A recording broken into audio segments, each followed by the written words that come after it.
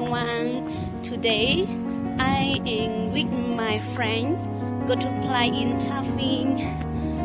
Oh no, go to chai bowling. In here have around go to around here very difficult, not easy. Here, you see.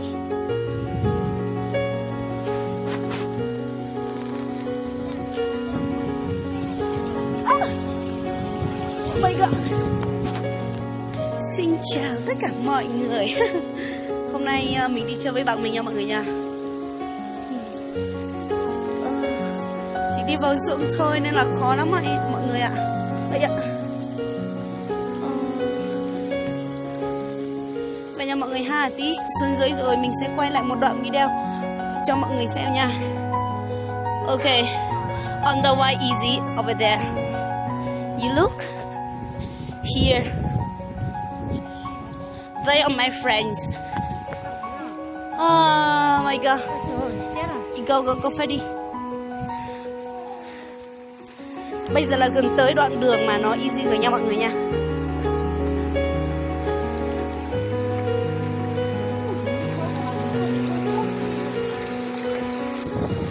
Sao lại nó sao lại cho cái tia cho trong mù nữa mà chặt đây đây đấy nhá nó bên mỗi xí đó là xí nó tí bên nó nhập lông mông bên mông tao á nó lấy cục đầu cũng như đó sự kiện nó mà nương cũng cho hay nè bên mỗi xí nó nè.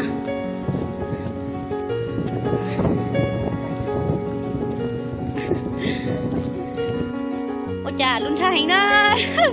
Cho nó mà luôn xa tên cho đó.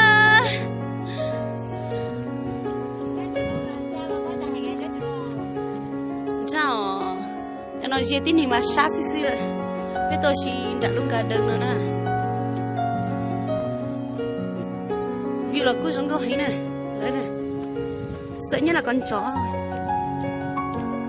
Hả? Chứ nó giờ nó chấp lại nè.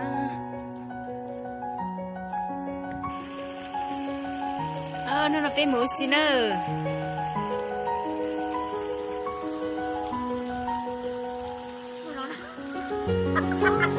Nó đỏ cao á. Thế là thì nó đỏ lên.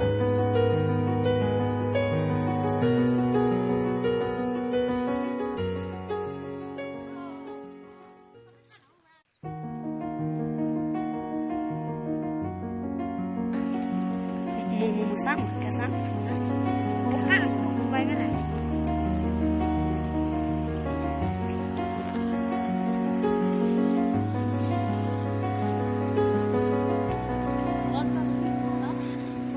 su su nè.